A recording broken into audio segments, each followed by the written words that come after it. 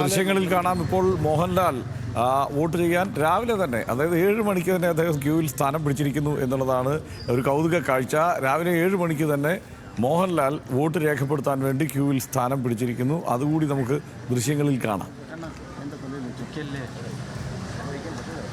ഇനി മലപ്പുറത്ത് നിന്ന് ശാന്തകുമാർ കൂടി ചേരുന്നുണ്ട് കൂടുതൽ വിവരങ്ങളുമായി.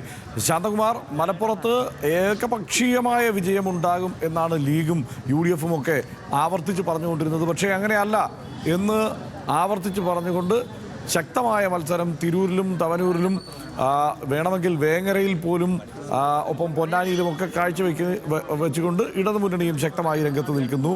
എന്താണ് അവിടെ ഈ പോളിംഗ് ദിനത്തിലെ ആ ആവേശം നമ്മൾ കാണുന്നുണ്ടോ?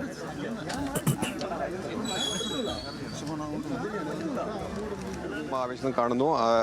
വോട്ട് ചെയ്യുന്നതിനുള്ള എല്ലാ ക്രമീകരണം പൂർത്തിയാക്കി രാവിലെ 7 മണിക്ക് തന്നെ പാണക്കാട് സാദിഖ് അലി തങ്ങൾ, PK കുഞ്ഞാലിക്കുട്ടി ഉൾപ്പെടെയുള്ള പ്രധാനപ്പെട്ട UDF-ന്റെ നേതാക്കൾ, മുസ്ലിം ലീഗിന്റെ നേതാക്കൾ എല്ലാം രാവിലെ തന്നെ വോട്ട് ചെയ്തു.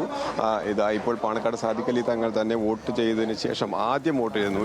ഈ പാണക്കാട് CKM LP സ്കൂളിലെ 129 നമ്പർ ബൂത്തിൽ ആദ്യം വോട്ട് ചെയ്ത് അദ്ദേഹം ഇപ്പോൾ പുറത്തിറങ്ങുകയാണ്. PK കുഞ്ഞാലിക്കുട്ടിയും സമാനമായ രീതിയിൽ തന്നെ 128 നമ്പർ ബൂത്തിൽ ഇപ്പോൾ വോട്ട് ചെയ്യാൻ വേണ്ടി കാത്തു നിൽക്കുന്നു. അങ്ങനെ പ്രധാനപ്പെട്ട നേതാക്കൾ ആദ്യം തന്നെ വോട്ട് ചെയ്യുന്നു എന്നുള്ള പ്രത്യേകത കൂടി പാണക്കാട് CKM LP സ്കൂളിലുണ്ട്.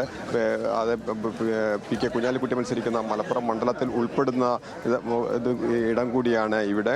അതുകൊണ്ട് തന്നെ പ്രധാനപ്പെട്ട നേതാക്കൾ എല്ലാവരും ഇവിടെ തന്നെയുണ്ട്. നേരത്തെ സൂചിപ്പിച്ചതുപോലെ മുസ്ലിം ലീഗിനെ UDF-നെ വലിയ തോതിൽ ആധിപത്യമുള്ള ഒരു ജില്ല എന്നുള്ളത് തന്നെ LDF-ഉം കൃത്യമായും മത്സര രംഗത്ത് സജീവമാണ്. പ്രചരണ രംഗത്തെല്ലാം നമുക്കത് കാണാമായിരുന്നു. ചില 4 മണ്ഡലങ്ങളിൽ ശക്തമായ മത്സരം നടക്കുന്നു. ബാക്കി ഉള്ള മണ്ഡലങ്ങളിലെല്ലാം തന്നെ മുസ്ലിം ലീഗിന്റെ നേതാക്കൾ